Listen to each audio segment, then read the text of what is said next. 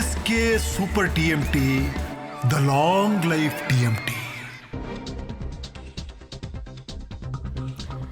ಮೇಲ್ಮನೆಯಲ್ಲಿ Congress versus BJP ನಡುವಣ fight. Rule book ಹರಿದ ಛಲವಾದಿಗೆ ವಿಷಾದ ವ್ಯಕ್ತಪಡಿಸಲು ಸಭಾಪತಿ ಸೂಚನೆ ಕೊಟ್ಟಿರ್ತಾರೆ. ವಿಷಾದ ಬದಲು ಸ್ಪಷ್ಟನೆ ಕೊಡೋದಕ್ಕೆ ಈ ಸಂದರ್ಭದಲ್ಲಿ ಛಲವಾದಿ ನಾರಾಯಣಸ್ವಾಮಿ ಅವರು ಮುಂದಾಗ್ತಾರೆ.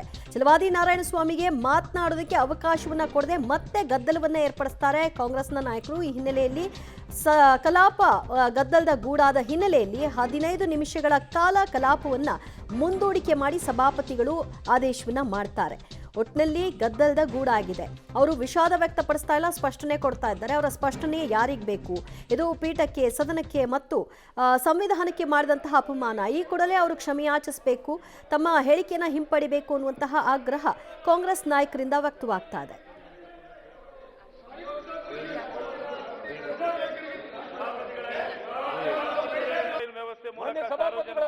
ತೀರ್ಮಾನ ಪಡೆಯಬಹುದು ಎಂದು ತೀರ್ಮಾನ ಆಗಿಲ್ಲ. ಇದು ಮುಗಿದೆ,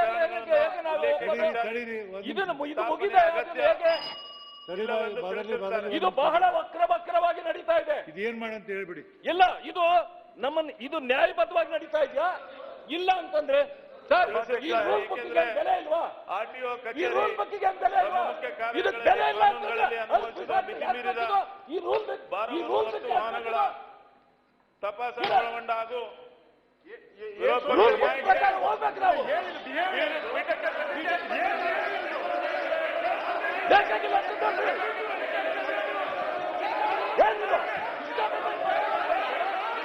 ವ್ಯವಸ್ಥೆ ಮೂಲಕ ಸಾರ್ವಜನಿಕ ಸೇವೆ ತೀರ್ಮಾನ ಪಡೆಯಬಹುದು ಎಂದು ತೀರ್ಮಾನ ಆಗಿಲ್ಲ. ಇದು ಮುಗಿದೆ, ಇದು ಮುಗಿದೆ.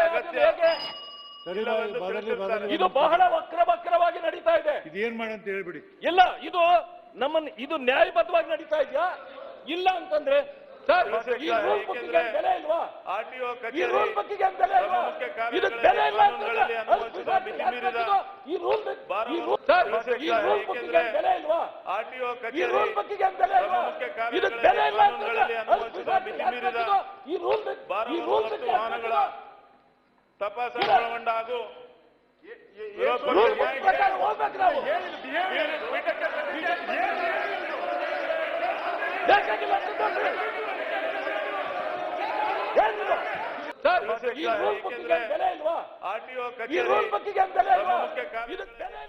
ಸದನ ನಿಯಮದ ಪ್ರಕಾರವಾಗಿ ನಡೀತಾ ಇಲ್ಲ ಅನ್ನುವಂತಹ ಅಸಮಾಧಾನ ಛಲವಾದಿ ನಾರಾಯಣಸ್ವಾಮಿ ಅವರದ್ದಾಗಿತ್ತು. ಹಾಗಾಗಿ ರೂಲ್ ಬುಕ್ಗೆ ಏನು ಬೆಲೆ ಇಲ್ವಾ ಅಂತ ಪ್ರಶ್ನೆ ಮಾಡ್ತಿದ್ರು. ಅದು ಅಲ್ಲಿಗೆ ನಿಂತಿದ್ರು, ಓಕೆ ಇತ್ತು. ಆದರೆ ರೂಲ್ ಬುಕ್ನೇ ಹರಿದು ಮೇಜಿನ ಮೇಲೆ ಅದನ್ನ ಬಿಸಾಡಿ ಆಕ್ರೋಶವನ್ನ ಹೊರಹಾಕಿದ್ದು ಸಹಜವಾಗಿ ಕಾಂಗ್ರೆಸ್ಸಿಗರನ್ನ ಕೆರಳಿಸುವಂತೆ ಮಾಡ್ತು.